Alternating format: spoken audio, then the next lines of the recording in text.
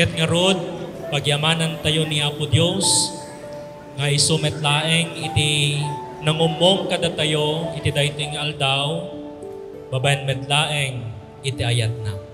Rolly ken Charmaine, kayat ko nga ipalagip kada kayo nga daytoy awaten nyo, daytoy rugyan nyo itang bigat, itang aldaw, ket napateg unay nga sakramento di Dios.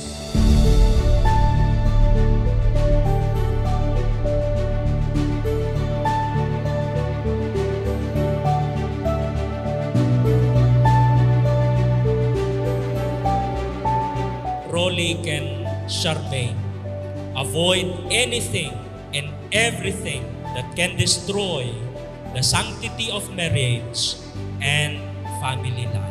Isa kasi sa nagustuhan ko kay RJ, ang first time pa lang namin talagang mag-usap, pinakilala na niya ako sa family niya, which is sa mga lalaki, madalang lang talaga yung ganun na ipapakilala ka agad sa family nila. Kasi kung hindi seryoso yung lalaki, hindi ka niya ipapakilala sa family niya.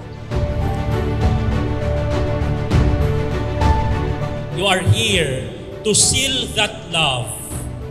Now you have to love not according to our human understanding and not according to the human standards of loving, but according to the standard and understanding of God of what love is all about.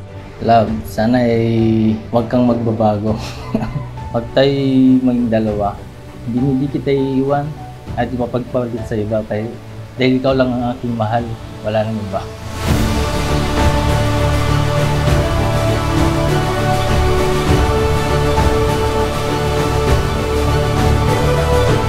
Don't just focus on the mistakes.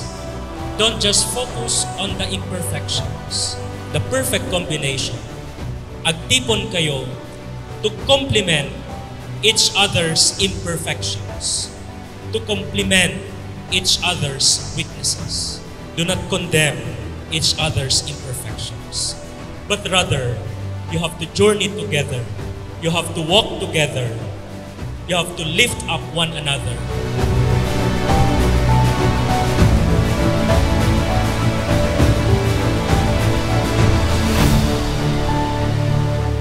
Ganda na ginanda yung love.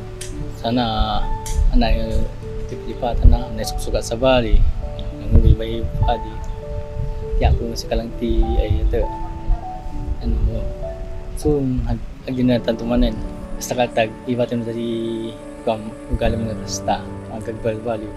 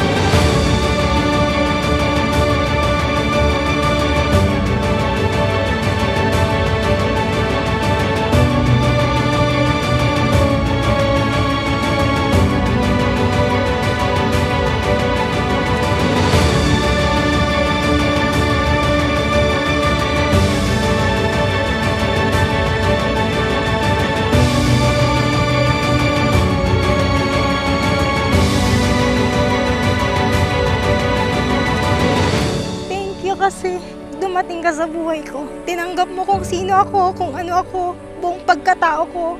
Minahal mo ako sa kung sino ako, sa kung ano ako. Minahal mo yung pamilya ko. Minahal mo kami ng buong buo. Thank you so much. Amore mio. Te amo tanto.